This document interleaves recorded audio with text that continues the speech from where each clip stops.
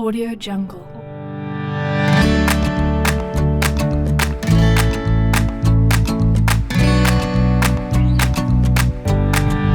Audio Jungle. Halo.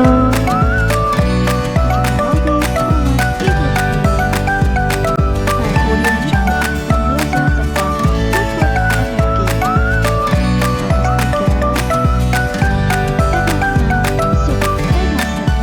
Audio Jungle.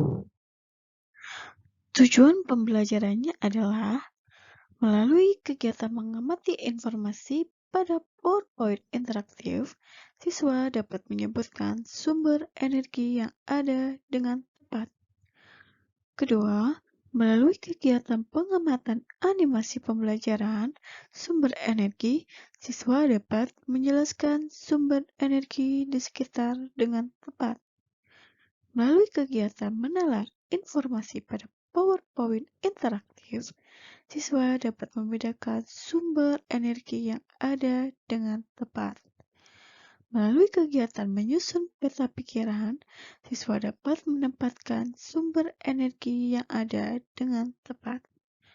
Melalui kegiatan mengkomunikasikan secara bergantian, siswa dapat mempresentasikan peta pikiran sumber energi dengan tepat.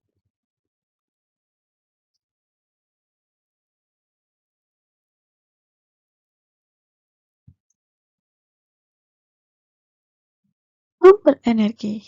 Sumber energi dibagi menjadi dua. Sumber energi terbarukan dan sumber energi tidak terbarukan. Contoh sumber energi terbarukan. Yang pertama ada matahari, air, panas, pasang surut, biomasa, dan angin. Energi matahari sangat melimpah jumlahnya, khususnya bagi wilayah yang beriklim tropis. Matahari merupakan sumber energi terbesar bagi kehidupan di bumi. Matahari menghasilkan energi panas dan energi cahaya. Matahari adalah bintang yang sangat besar yang dapat memancarkan cahaya sendiri.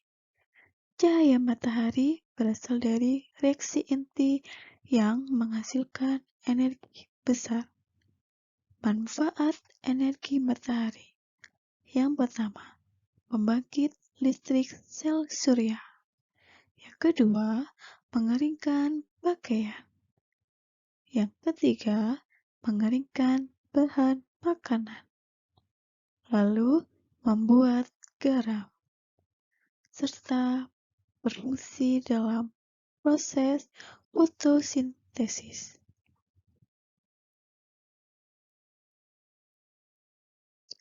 Air.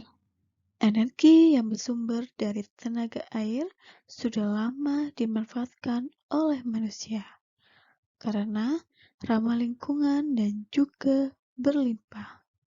Pembangkit listrik tenaga air adalah PLTA, merupakan salah satu contoh pemanfaatan tenaga air untuk kehidupan yang lebih baik. Energi panas bumi berasal dari penguraian radioaktif di pusat bumi yang membuat bumi panas dari dalam, dan dari matahari yang membuat panas permukaan bumi. Biasanya, istilah panas bumi digunakan untuk energi panas dari inti bumi. Energi panas bumi dari inti bumi lebih dekat ke permukaan di beberapa daerah daripada orang lain, di mana uap panas atau air bawah tanah dapat dimanfaatkan dan di bawah permukaan itu dapat digunakan untuk pembangkit listrik, seperti tenaga panas bumi. Selain jumlahnya yang melimpah, energi bumi ini memiliki harga yang lebih ekonomis dan ramah terhadap lingkungan.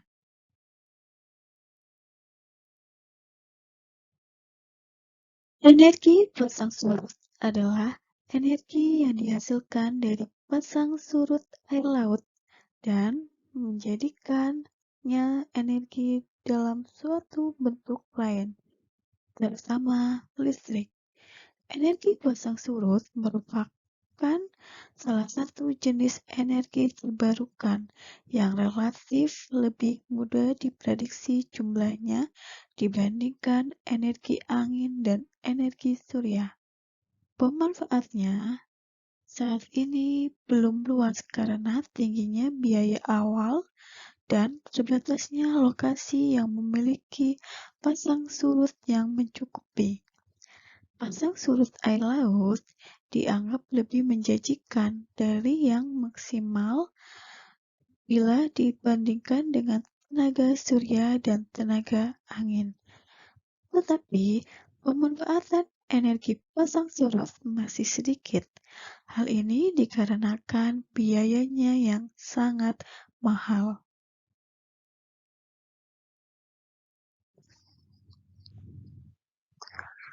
Tumbuhan biasanya menggunakan fotosintesis untuk menyimpan tenaga surya, udara, dan CO2. Bahan bakar bio adalah bahan bakar yang diperoleh dari biomasa, organisme, atau produk dari metabolisme hewan seperti kotoran dari sapi dan sebagainya. Hal ini juga merupakan salah satu sumber energi terbaharui. Biasanya, bahan bakar bio dibakar untuk energi kimia melepas yang tersimpan di dalamnya. Riset untuk mengubah bahan bakar bio menjadi listrik menggunakan sel bahan bakar adalah bidang penelitian yang sangat aktif. Biomasa dapat digunakan langsung sebagai bahan bakar atau untuk memproduksi bahan bakar biocair. Biomasa yang diproduksi dengan teknik pertanian seperti biodiesel, etanol, dan biogase seringkali sebuah produk di sampingan dari perkultivalian tebu dapat dibakar dalam mesin pembakar dalam atau pendidih. Sumber energi tidak terbarukan, contohnya gas alam, batu bara, minyak bumi, dan uranium. Gas alam sering juga disebut sebagai gas bumi atau gas rawa, adalah bahan bakar fosil berbentuk gas yang terutama terdiri dari metana. Ia juga dapat ditemukan di ladang minyak, ladang gas bumi, dan juga di tambang batu bara. Ketika gas yang kaya dengan metana diproduksi melalui pembusukan oleh bakteri anaerobik dari bahan-bahan organik selain dari fosil, maka ia disebut biogas. Sumber biogas dapat ditemukan di rawa-rawa, tempat pembuangan akhir sampah, serta penampungan kotoran manusia dan hewan. Komponen utama dalam gas alam adalah metana, yang merupakan molekul hidrokarbon rantai terpendek dan teringat. Gas alam juga mengandung molekul-molekul hidrokarbon yang lebih berat seperti propana dan butana. Selain itu, juga gas-gas yang mengandung sulfur atau belerang. Batu bara adalah salah satu bahan bakar fosil. Pengertian umumnya adalah batuan sedimen yang dapat terbakar, terbentuk dari endapan organik, utamanya adalah sisa-sisa tumbuhan dan terbentuk melalui proses pembatubaraan. Unsur-unsur utamanya terdiri dari karbo, hidrogen, dan oksigen. Batu bara juga adalah batuan organik yang memiliki sifat-sifat fisika dan kimia yang kompleks, yang hampir seluruh pembentukan batu bara berasal dari tumbuhan.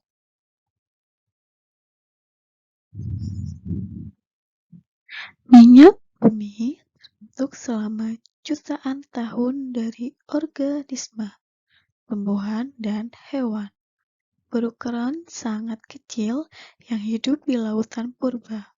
Begitu organisme laut ini mati, badannya terkubur di dasar lautan, lalu tertimbun pasir dan lumpur, membentuk lapisan yang kaya zat organik yang akhirnya akan menjadi batuan endapan atau sedimentary rock.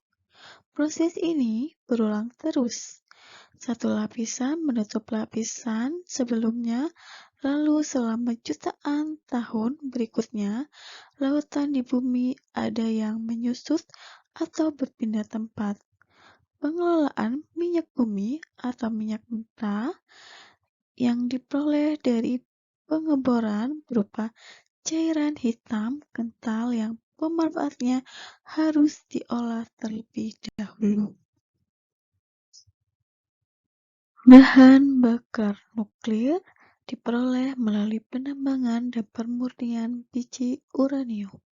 Uranium sendiri merupakan unsur alami yang ada di dalam inti bumi. Jika dibandingkan dengan sumber daya yang tidak bisa diperbarui lainnya, bahan bakar nuklir adalah yang paling bersih. Uranium adalah bahan bakar nuklir yang sangat penting. Uranium-238 bisa diubah menjadi plutonium. Kegunaan bahan bakar nuklir untuk menghasilkan energi listrik untuk membuat isotop yang digunakan untuk tujuan damai dan sebagai peledak. Sangat diketahui dengan baik kapasitas 409 reaktor pembangkit listrik tenaga nuklir di seluruh dunia yang beroperasi pada Januari 1990 diperkirakan mencapai 300.011 megawatt. Kita masuk ke latihan soal. Soal pertama. Sumber energi merupakan A. Segala sesuatu yang ada di sekitar. B. Segala yang ada di sekitar yang mampu menghasilkan energi. C. Segala sesuatu di sekitar yang dapat menghasilkan bara. Ya, jawabannya adalah B. Segala yang ada di sekitar yang mampu menghasilkan energi.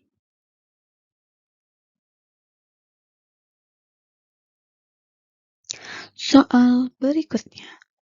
Sumber energi dikelompokkan menjadi dua, yaitu A. Terbarukan dan tidak terbarukan. B. Alami dan buatan. C. Besar dan kecil. Ya, jawabannya adalah A. Terbarukan dan tidak terbarukan. Soal ketiga. Sumber energi terbarukan merupakan A. Sumber energi yang dapat dibeli. B. Sumber energi yang habis. C. Sumber energi yang dapat diperbarui dan bisa dipakai tanpa khawatir habis.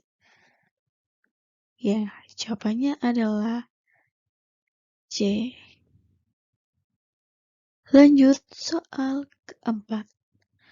Berikut ini adalah energi yang dapat diperbarui, kecuali A. Energi angin, B. Energi panas bumi, C. Energi minyak bumi. Jawabannya adalah ya, C. Energi minyak bumi. Soal terakhir. Salah satu contoh manfaat energi matahari adalah A. Mengeringkan pakaian, B. Membuat kenyang, C. Menambah tinggi badan. Ya, jawabannya adalah A. Mengeringkan pakaian.